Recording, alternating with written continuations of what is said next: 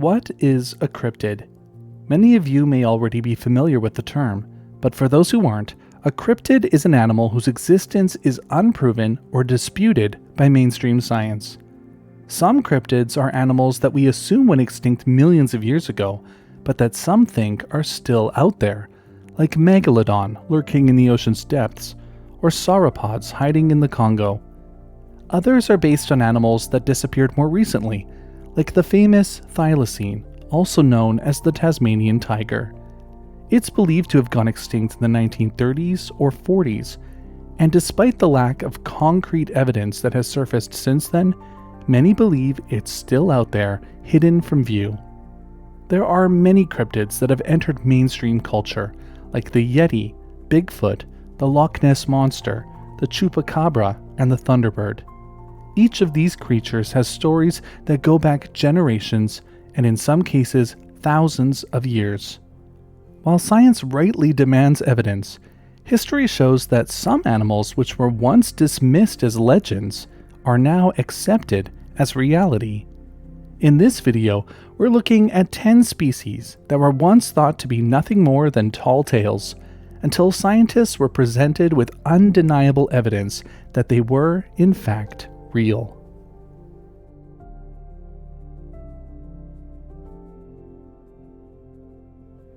For centuries, people have dismissed stories of large, undiscovered apes in remote forests. Yet not long ago, even the gorilla was treated as a myth. The word gorilla first appeared around 500 BCE in an account by Hanno the Navigator, who claimed to capture strange beings along the West African coast that locals called gorillae. Most historians believe that he actually encountered a group of humans, not an unknown ape species, but the name gorillae would resurface centuries later. Over the next 2,000 years of human history, there are few outside references to large apes living in Africa. But that changed when an English traveler named Andrew Battelle was taken to the kingdom of Loango in what is now Angola and the Republic of Congo. He published his account in 1625, describing an animal that he called the pongo. Battelle wrote, "This pongo is in all proportion like a man, but he is more like a giant in stature than a man, for he is very tall and hath a man's face, hollow-eyed, with long hair upon his brows.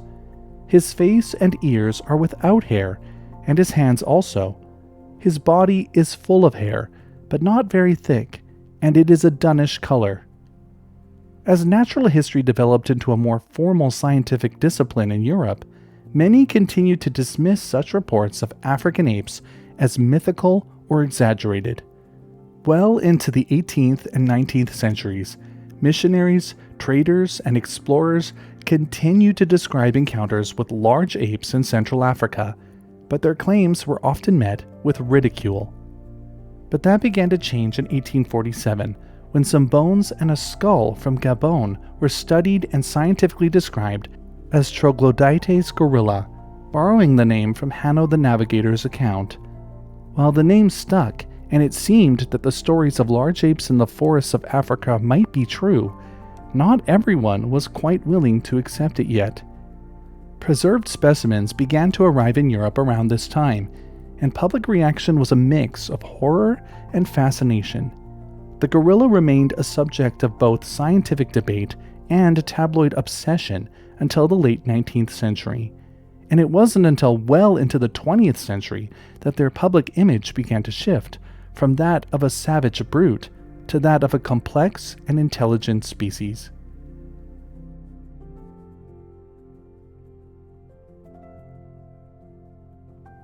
The jungles of Central Africa are home to an animal so rare and so elusive that even the people who share its habitat rarely encounter it.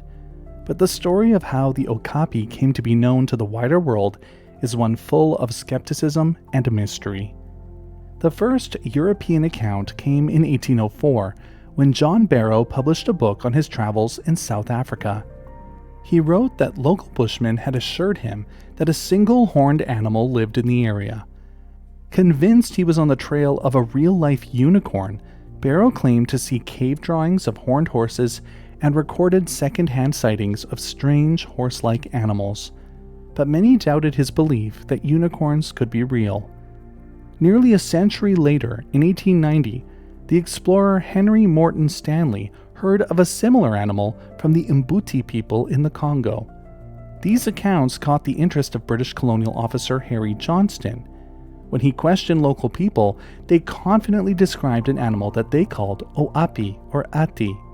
It was said to eat leaves, dwell deep in the forest, and have stripes on its hindquarters. Johnston was intrigued, but skeptical. He was expecting to find the unicorn that John Barrow had written about over 80 years prior. But when he found the two-toed tracks of the animal the Mbuti people had told him about, they didn't match the horse tracks that he expected to find from a unicorn. Then, in 1901, Johnston observed pieces of striped skin and later a skull. To his surprise, the animal had two horn-like bone structures just like a giraffe, and skeletal features confirmed it belonged to the giraffe family.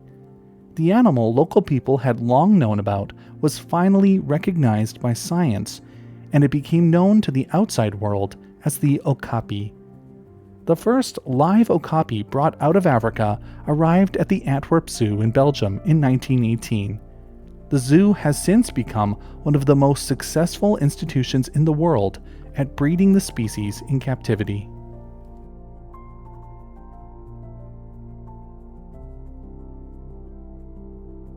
Asia, too, was said to have a species of mysterious unicorn. For generations, villagers in the Annamite Mountains between Laos and Vietnam spoke of a shy, antelope-like animal living deep in the jungle. But to the outside world, it was unknown and even dismissed as folklore or mistaken identity. Researchers were skeptical that such a large animal could have evaded scientific detection for so long. But that changed in 1992. A joint team of Vietnamese scientists and researchers from the World Wildlife Fund was surveying forests in Vu Quang Nature Reserve. While they were in a hunter's home, they came across a pair of strange horns mounted on the wall. They were long, straight, and stood parallel to each other, unlike any other species known from the region. Over the following months, researchers collected skulls and hides from local people, confirming that this was indeed an unknown species. It wasn't until 1996 that an animal was captured in central Laos, giving researchers their first ever encounter with a living specimen. It was placed in captivity for observation, but sadly only survived a couple of weeks before dying. Named the Saola, it instantly became one of the most extraordinary zoological discoveries of the 20th century. Being a large animal, standing nearly a meter tall at the shoulder, it was amazing that the species had managed to evade scientific observation for so long. Even now, the Saola remains a mystery. It has never been directly observed in the wild by a biologist, and photographs of the species are almost non-existent. It's listed as critically endangered, with a population possibly only in the dozens, though some fear that they may already be extinct. The last confirmed sighting of an animal, living or dead, was in 2013, but in the dense forests of the Annamites, the once doubted Asian unicorn may still survive, but barely.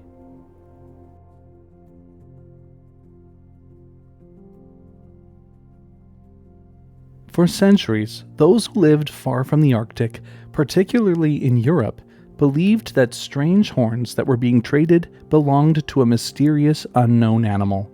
To many, they were proof that unicorns were real. In the Middle Ages, long spiral horns were sold across Europe as unicorn horns. They were prized for their supposed healing powers and fetched extraordinary prices. Meanwhile, in East Asia, the same horns reached Chinese imperial courts, where they were also believed to have magical or medicinal properties. But these horns weren't from any land-dwelling unicorn or otherwise magical being. These were narwhal tusks, the elongated spiral canine teeth of a species of whale that lives in the Arctic. The people who have traditionally lived close to the waters where narwhals are found have known about them for centuries, but to the outside world, the animal remained shrouded in mystery. Even when outsiders encountered narwhals directly, many believed that they were fake or misidentified. In 1555, Olaus Magnus included an image of the narwhal in his History of the Northern Nations, calling it the monoceros, the unicorn of the sea. But the line between myth and reality remained blurred. In 1638, Danish anatomist Ole Vom studied narwhal tusks and debunked the unicorn idea. He concluded that the tusk came from a real marine animal, though its full anatomy was still unknown. Finally, in 1758, Carl Linnaeus formally described the narwhal, marking its transition from magical legend to established scientific fact. Even today, narwhals remain poorly understood, and many are surprised to learn that these one-horned mammals really do swim in the frigid waters of the far north.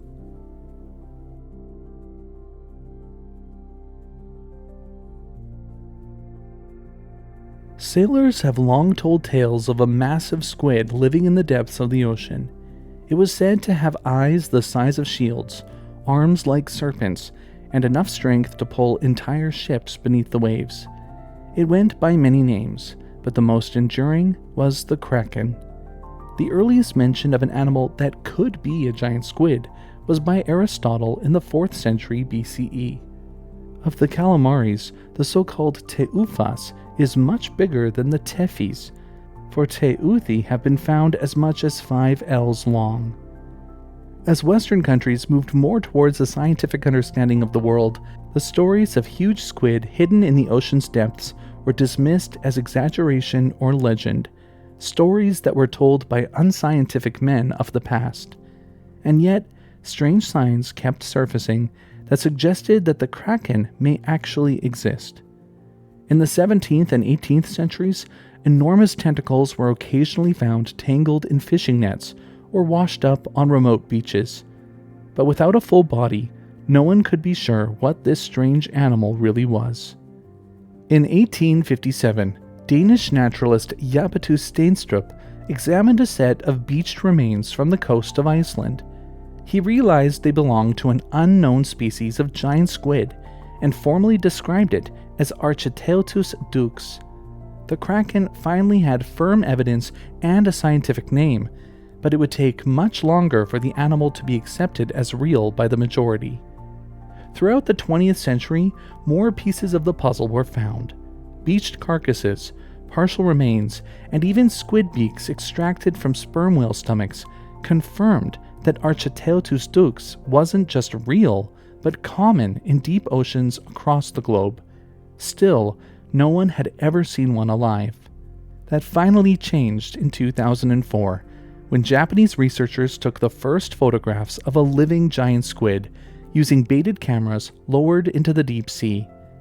In 2006, they managed to film a live specimen being brought to the surface, and in 2012, a team from Japan's NHK and the Discovery Channel captured the first ever video of a giant squid in its natural habitat, gliding silently through the depths near the Ogasawara Islands.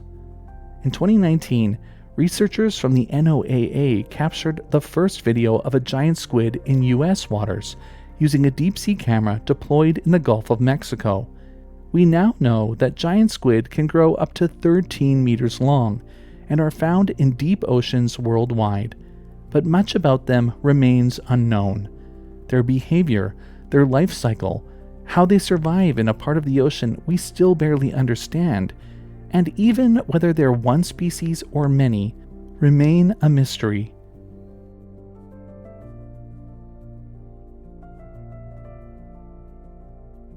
In coastal cultures around the world, stories of half-human, half-fish beings have persisted for generations. In West Africa, the figure of Mamiwata is often depicted as a powerful water spirit with a human upper body and a fish's tail, associated with beauty, healing, and danger. In parts of Southeast Asia, seafarers believed in similar beings, spirits or deities of the sea, often female in form, who could bring good fortune or storms depending on how they were treated. These beliefs weren't seen as myth, but as lived reality. Fishermen claim to see them rise from the surf or appear during moments of crisis. Later, as European explorers ventured farther across the globe, they brought their own version of these legends, a creature known in English as the siren or the mermaid. In 1493, Christopher Columbus reported seeing what he thought were 3 mermaids near the Dominican Republic, though he noted that they were not as beautiful as they are painted. In 1608, Henry Hudson's crew claimed to spot a mermaid off the coast of Norway, describing a woman with long black hair, pale skin, and the tail of a porpoise. But as naturalists and scientists began to investigate, a more grounded explanation emerged. The supposed mermaids were likely dugongs or manatees, large marine mammals in the order Sirenia, a Latin name that actually means siren or mermaid. Slow-moving, with paddle-like or crescent-shaped tails and flexible forelimbs, they often surface vertically to breathe. From a distance, their heads can resemble a human form, and their movements close to the surface might, in the right lighting, resemble a person swimming. It's possible that other animals played into mermaid sightings as well, like sea lions, seals, and dolphins. Identifying an animal as it swims in the ocean, especially in an age where people didn't have easy access to information or proper descriptions of animals, would have been extremely difficult. The connection between these sea creatures and mermaid legends isn't just speculation. It's one of the clearest examples of how cultural beliefs, isolation, and imagination can blur into natural history, especially in times when the supernatural shaped how people understood the world. Dugongs and manatees didn't end the story of mermaids, but they do help explain how a real animal can give rise to something far more magical.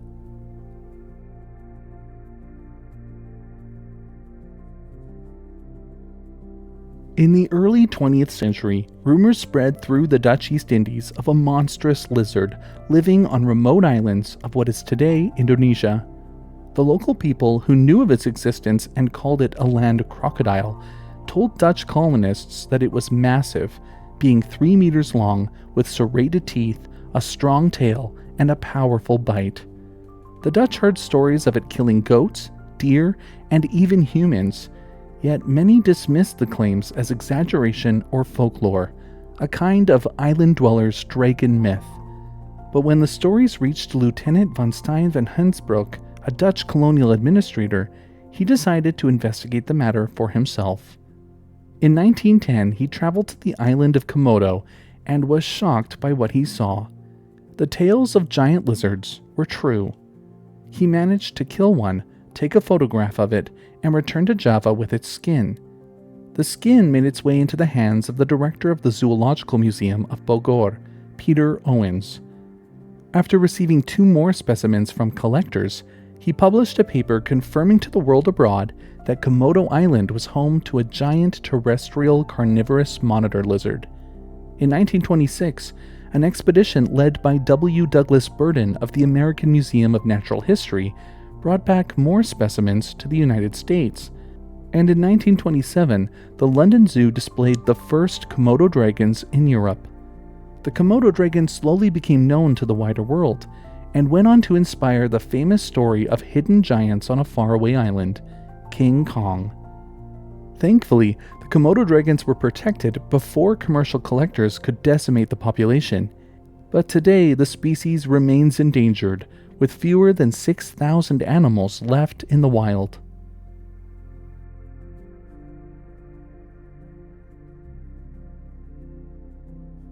The giant panda may be world famous today, but for most of history, the majority of people didn't know about it. Not just Western scientists, but even most people within China itself. Oddly, pandas rarely feature in ancient Chinese art, literature, or mythology, and unlike tigers or dragons, they aren't seen in imperial symbolism or stories. This is in part because pandas live in remote, misty mountain forests, and it seems to have been rare for a long time, meaning that even locals hardly ever saw it.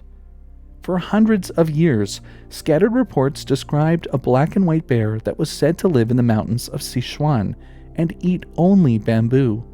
But with little physical proof, the idea of a bamboo-eating black and white bear seemed far-fetched.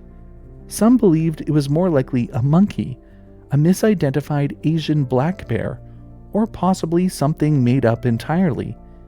But pandas finally became known to the world outside of China when, in 1869, a French missionary named Armand David was shown a panda skin by hunters.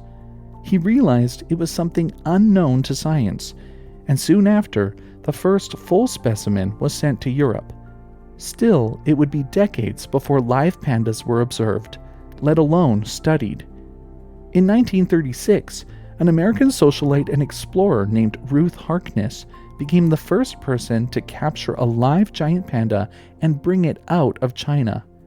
She brought a cub that she named Su Lin to the United States, where it was exhibited at the Brooksfield Zoo in Chicago, marking the first time the Western public saw a living panda. Scientific study in the wild wouldn't come until much later. For decades, pandas were so elusive and their habitat so inaccessible that almost all scientific knowledge came from captive individuals or remains provided by hunters. It wasn't until the 1970s and the 1980s that sustained field studies began in earnest, led by Chinese researchers and supported by international conservation organizations like the World Wildlife Fund.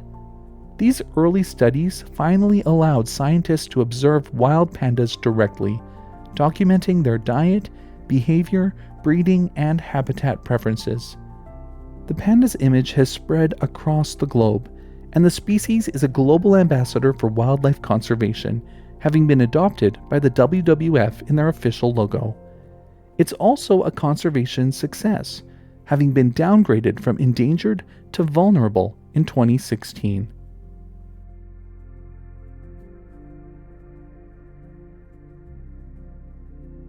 For at least 65,000 years, the Aboriginal people of Australia have lived alongside a diversity of animals that's unlike the wildlife found on any other continent.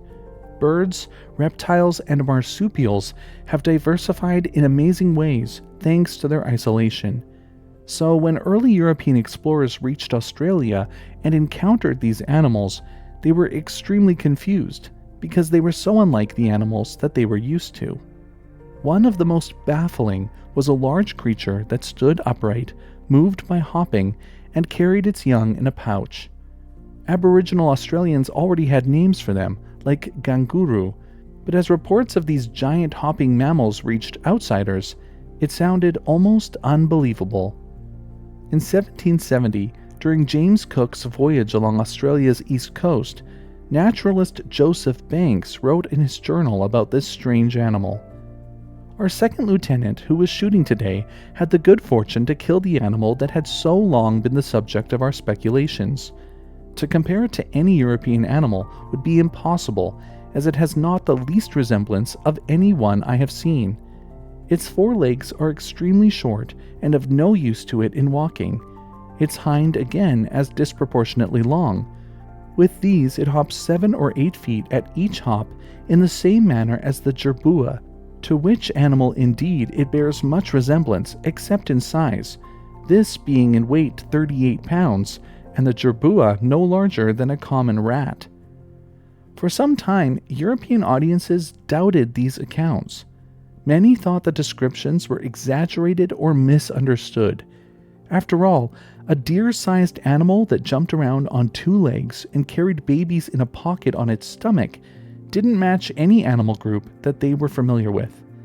Later, other sailors returning from Australia told similar tales, even occasionally bringing back skins of these massive animals. But it wasn't until living specimens were brought to Europe that the kangaroo moved from being just a story to being considered a real live animal. One of the earliest documented instances of a kangaroo arriving in Europe was in 1791, when Governor Arthur Phillip of New South Wales sent a live kangaroo to England aboard the ship Gorgon as a gift for King George III.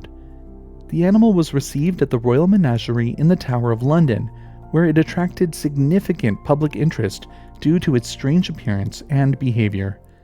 That same year, the kangaroo was scientifically described, and by the early 19th century, it had become a symbol of Australia's unique wildlife.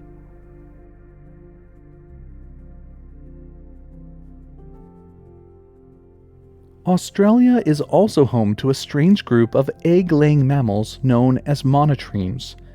The Aboriginal people were already very familiar with these animals, and in several cultures, the platypus featured in traditional stories and was sometimes considered a symbol of uniqueness, as it seemed to embody traits from multiple creatures at once. In some regions, it was hunted for food, but it was also recognized as an elusive and special animal, rarely seen for long and difficult to track. When British colonists encountered it in the late 18th century, they were baffled. The animal had the fur of an otter, the tail of a beaver, and the bill of a duck.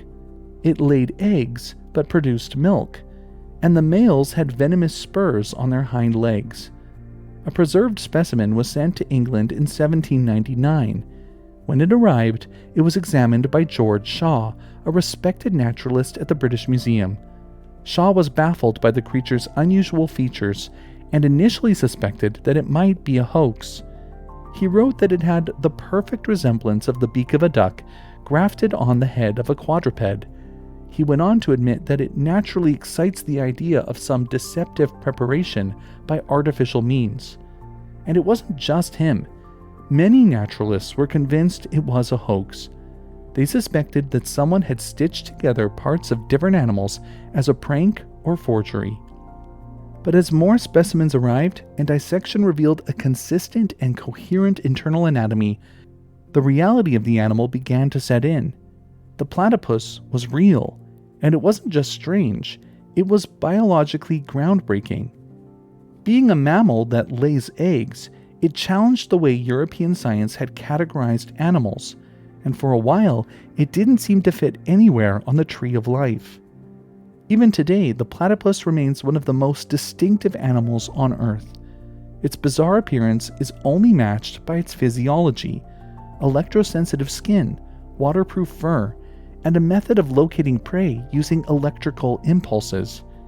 It may have once seemed like a hoax, but it turned out to be one of the clearest examples of just how strange and wonderful animal biology can be. And that's it for this week's video. I hope that hearing these stories gave you a bit of a sense for just how lucky we are to live in a time when we can learn about almost any animal in the world just by clicking through the internet or flipping through the pages of a book. I want to say a special thanks to my patrons. It's because of their ongoing support that I'm able to make a video like this every week. If you want to support the channel, consider joining us on Patreon. The link is in the video description below. I've also activated memberships here on YouTube. Just hit the join button next to the subscribe button. Members get access to exclusive perks like early video releases, special badges, and custom emojis to use in comments. Your support helps me keep making the best content that I can. In the early 20th century, rumors spread through the Dutch East Indies of a monstrous liver. I keep saying liver. In the early 20th century, rumors spread through the Dutch... Sorry. A monstrous liver. Thanks for watching, and I'll see you next time.